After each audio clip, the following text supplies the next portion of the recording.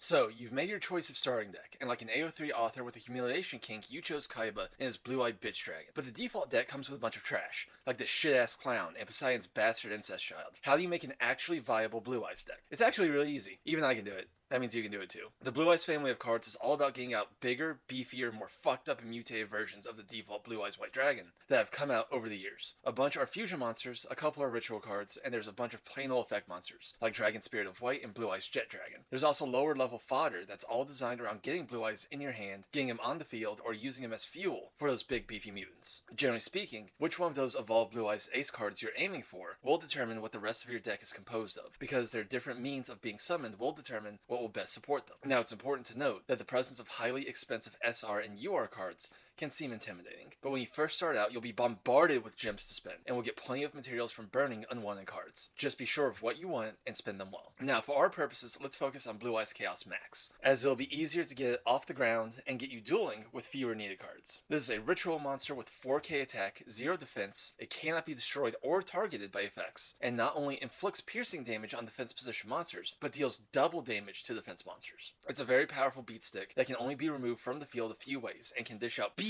damage. Now, let's build a deck around him and get into how to use the cards I'll be listing. First, the man himself. You'll obviously want 3 copies of Max. He's our main focus. More specifically, our deck is all around getting him out there and giving him defense position targets to smack and trigger his double piercing effect. Next, you'll want 3 copies of Blue Eyes Chaos Dragon, who I'll just call Blue Eyes Chaos to differentiate him from Max. This is a second ritual Blue Eyes that only has 3k attack of its classic iteration, but has Max's protection from effects, and if he's ritual summoned using normal Blue Eyes as fuel, then when he declares an attack, you can shift the battle position of all your enemy's monsters and reduce their attack and defense to 0. It also has Max's piercing damage, but not the double effect. Blue Eyes Chaos doesn't carry the oomph of Max, but his turn battle positions effect is great for turning the tables when your opponent has flooded the field with super cock dragon beat sticks. What was going to be a gang initiation is now a shooting range for Max. Speaking of, if you can do basic addition and subtraction, you might have noticed that Blue Eyes Chaos' effect drops the enemy monster's stats to 0. Max has 4k attack and does double damage to defense position monsters. Players in Master Duel only have 8k life points. Hey, that means if I smack a 0 defense monster with Max, I instantly win! Give this bitch a gold star and all the ice cream he can eat because he just figured it out. Getting both of your ritual monsters on the field isn't exactly going to line up every single duel, but when you can make it happen, it's a nigh on guaranteed win. Next, you'll want 3 copies of Chaos Form. This is the main ritual spell that summons Max. It's a part of a larger Chaos archetype of monsters like Blackluster Soldier, but for our purposes, its ability to summon base Blue Eyes Chaos and Chaos Max are all we care about. When you use it, you can summon Max or base Blue Eyes Chaos by either sending material monsters from your hand or field to the graveyard, or banishing a Blue Eyes from your graveyard to your banish zone. Next up, obviously, the basic Blue Eyes normal monster, but also advanced ritual art. This is a universal ritual card that can summon any ritual monster by tributing normal monsters straight from your deck. Normally, having normal monsters is kind of a pain, but we're going to have our normal Blue Eyes in here anyway, so we can take full advantage of this. I mentioned these two together because you'll only want as many arts as you have normal Blue Eyes, as if you have more, that just means having more copies of the card than you can actually use. It only exists to use normal Blue Eyes in your deck as fuel. As I talk about this deck, you might notice we won't be summoning normal Blue Eyes a whole lot, and mostly either using him as mats straight from the deck or throwing him in the graveyard. Now you see why. Chaos Form can use him from the graveyard, and Advanced Ritual Art can use him from the deck. But in our hand, or on the field, he's more of a filler getting in the way. And it's better to send him to one of those first two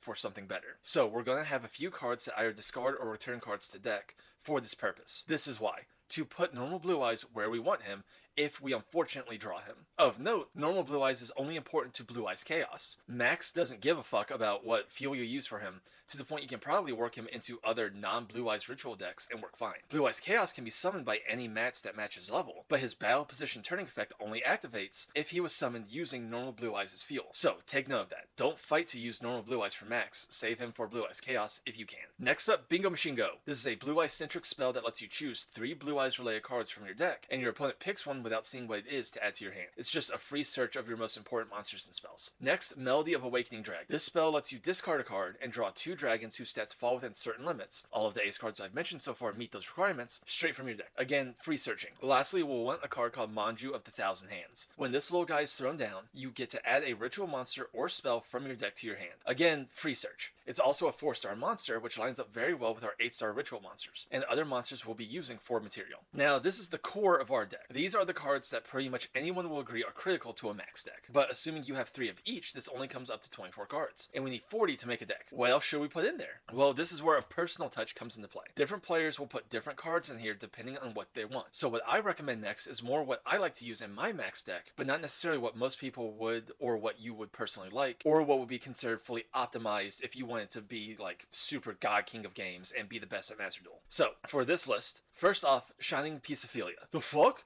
This little dweeb? I want to make a dragon deck, not some foo-foo ass fairy deck.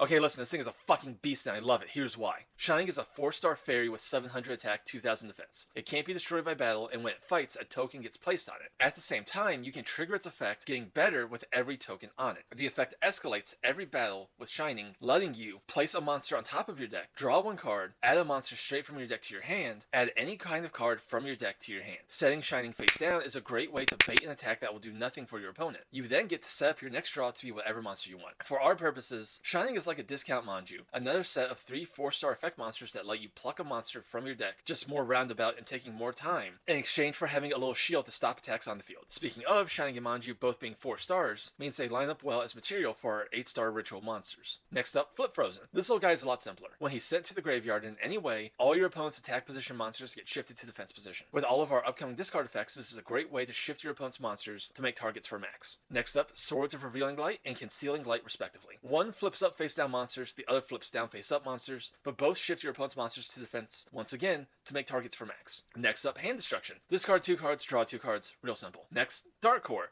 Discard a card, banish a face up monster, double simple. Now for something a little more special, Magical Mallet. This spell lets you return a number of cards from your hand to your deck.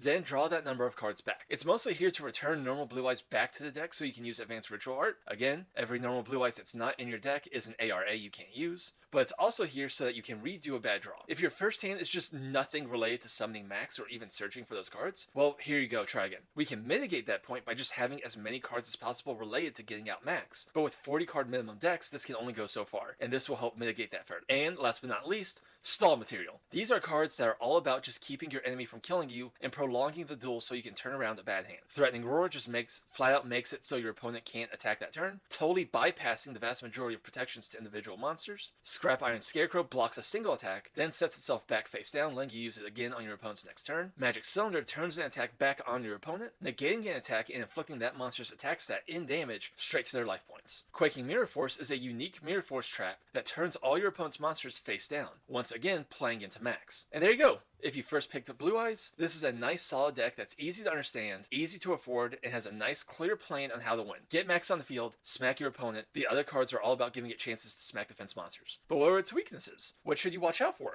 Well, all of that falls on Max himself. How do you kill Max? Well, first off, the straightforward way. You smack him. His 4K attack is quite impressive, but it's not insurmountable. Plenty of things can match or exceed 4K, and while we've given ourselves the means of stopping an attack, you'll have to be clever if the enemy beat stick is also immune to effects and can't have its battle position shifted. On top of that, let's look at Max's protections again. He's immune to being destroyed by card effect, being targeted by effects. This means that effects which don't destroy and don't target still affect him. Looking at our own deck, all this stuff that shifts battle positions could readily kill Max, as he has 0 defense and no protections in battle. Things that return to hand, banish, return to deck, can all hit him as long as they don't mechanically target. So if you're deploying Max and you are suspicious your opponent has such effects in their deck, it's important to play it safe, play it smart, and use him wisely. So yeah, if that happens, good luck out there, nerd.